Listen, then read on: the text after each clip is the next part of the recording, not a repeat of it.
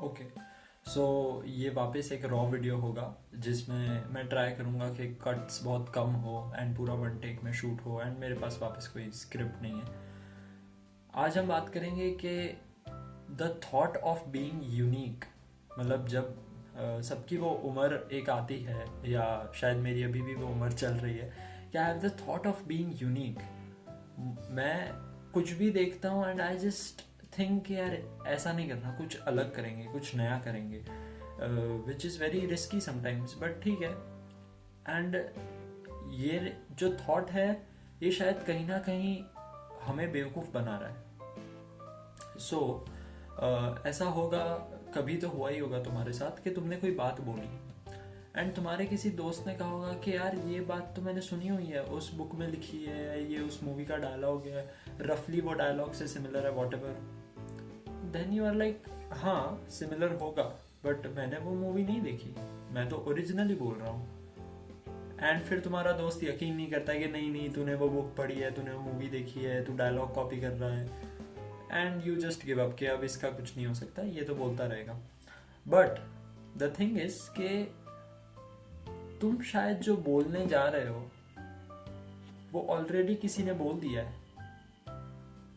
तुम तुमको कुछ लिखना है बुक में, बीइंग वेरी ऑनेस्ट, कहीं ना कहीं वो ऑलरेडी एक बुक में लिखा हुआ है।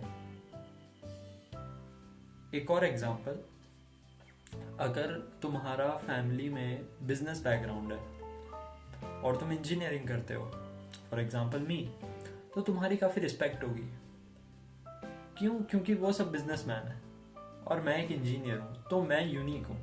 पर मैं यूनिक सिर्फ उस सर्कल में हूँ, मैं मेरे दोस्तों में यूनिक नहीं हूँ, क्योंकि वो सब भी इंजीनियरिंग कर रहे हैं।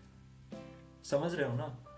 सो अगर कोई इंजीनियरिंग बैकग्राउंड से है एंड मान लेते हैं वो बिजनेस कर रहा है, और बिजनेस में अगर अच्छा कर रहा है तो उसको थोड़ा सम्मान मिलेगा कि हाँ यार ये कुछ अलग कर रहा है। बट ये अलग सिर्फ अपने लिमिटेड सर्कल में कर रहा है, तो तुम्हारे जैसे दोस्त होंगे क्या, उस पर डिपेंड करता है कि तुम कितने यूनिक हो। मान लेते हैं अगर वही इंजीनियर एक इंजीनियरिंग बैकग्राउंड से है, तो क्या वो यूनिक नहीं है? उसकी स्किल्स पे डिपेंड करता है। यस, सो ये जो यूनिक रहने का थॉट है, maybe it's somewhere already written and done. एक कोट है, अगर मेरे को पता चला है कोट किसने लिखा है तो मैं इसको डिस्क्रिप्शन में या कमेंट में पिन कर दूंगा, कि everything is already been said but not from you. मैं तुमको आज एक बात बताता हूँ, मेरे मेरे अभी सामने दो सेल्फ हेल्प की बुक्स है, एक है ऑथेंटिक हैप्पीनेस, एक है the power of positive thinking. मैंने जितनी सेल्फ हेल्प की बुक्स पढ़ी है ना, मैं एक ऑनेस्टली बात बता सकता हूँ कि each and every self help book is only about exercise, food जो तुम खाना खाते हो, स्लीप साइकिल, कपड़े, तुम कपड़े अच्छे पहनो, साफ पहनो, और जर्नलिंग करो, पॉजिटिव गाने सुनो, सुबह मॉर्निंग वॉक करो, एक्सरसाइज करो, एंड अपना रूम साफ रखो, गोल्स बनाओ, हेल्दी रिलेशनशिप में रहो, जो भी इमोशंस है एक्सप्रेस करो, find someone you love, love them, your family members, your partner, your friends. इसके बाद सेल्फ हेल्प बुक्स खत्म हो जाती है, और मैं 90% श्योर हूं, but it depends on the context. कभी कभार हमको वो एक्सपेरिमेंट्स के थ्रू जानना है कि एक्सरसाइज कैसे हेल्प करता है। हम सब ने शायद सेल्फ हेल्प बुक्स पढ़ी है, बट एक लेवल के बाद तुम समझ जाते हो कि यार इन बुक्स में रखा क्या है, इन बुक्स में है क्या, ये तो ऑलरेडी लिखा हुआ है। बट हम फिर भी पढ़ते हैं क्योंकि ऑथर अलग है, ऑथर का एक्सपीरियंस अलग है, उसका चाइल्डहुड अलग है, उसका ट्रॉमा अलग है। दिस इज द थिंग,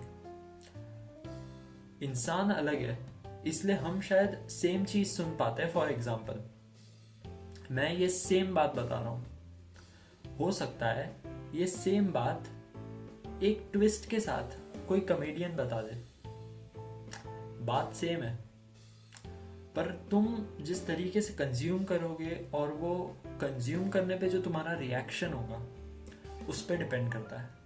एक कॉमेडियन बोलेगा तो तुम हंसोगे क्योंकि उसके वो बोलने का तरीका है, पर बात तो सेम है। सो वॉट, जब तुम्हें पता चल गया है कि बातें सेम हो रही है तो तुम बनाना बंद कर दोगे क्या? तुम बुक्स लिखना बंद कर दोगे क्या? तुम कंज्यूम करना बंद कर दोगे? ऑब्वियसली नहीं, ऑब्वियसली नहीं। एंड अगर मुझे इस बारे में कुछ मतलब the thought of being unique, इस पे कुछ और दिमाग में आता है, so I will make a part 2 about that. But अभी तो यही है। आई वॉज जस्ट थिंकिंग कि ये तो ऐसे ही चलता जाएगा एंड तुम कभी शायद वो लेवल पे यूनिक बन ही नहीं पाओगे। हाँ, नथिंग इज इम्पॉसिबल अलग बात है, बट थोड़ा सोच लो यार, काफी चीजें लिखी हुई है, ड्रामास लिखे हुए हैं। कभी कभार कुछ सॉन्ग्स जो होते हैं, कुछ गानों का रीमेक बनता है, ये भी एक एग्जांपल है। एक दूसरा म्यूजिशियन ए एक पुराने गाने का रीमेक बनाता है जो लोगों को पसंद नहीं आता। दूसरा म्यूजिशियन बी सेम गाने का रीमेक बनाता है बट हमको पसंद आ जाता है। It also depends on the preference, but बंदा अलग है ना, इसलिए क्रिएटिविटी अलग है। सो मेरे ख्याल से यूनिक तुम सिर्फ तब बन सकते हो जब तुम बहुत ही कनेक्टेड होते हो अपने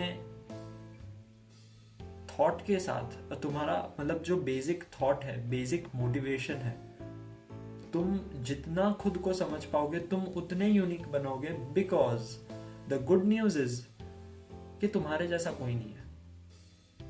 दिस इज द ट्रूथ, तुम्हारे जैसा कोई नहीं है। और ये भगवान ने सबसे अच्छी बात करी है कि शायद एक शक्ल के 7 लोग तुम्हें मिल जाएंगे पर सेम माइंडसेट का नहीं मिलेगा, विच इज वेरी गुड। तभी तो इंसान यूनिक है, तभी तो उसी का तो मजा है मतलब। सो जब हमें गुड न्यूज पता चल गई है कि हर इंसान सेम नहीं है, so I think we should focus on understanding our own selves, right? कि हम जितना खुद को समझ पाएंगे और हम हमारे काम को, प्रोजेक्ट को जितना खुद से जोड़ पाएंगे कि मैं श्रेयस हूं, मैं काम ऐसे करता हूं बिकॉज ऑफ दिस रीजंस, तो वो श्रेयस का तरीका है, वो यूनिकनेस है। तुम्हारा तरीका कुछ और होगा, है ना? सो आई गेस इतना बहुत है। और अगर कोई पार्ट 2 बनता है, सो लेट्स सी।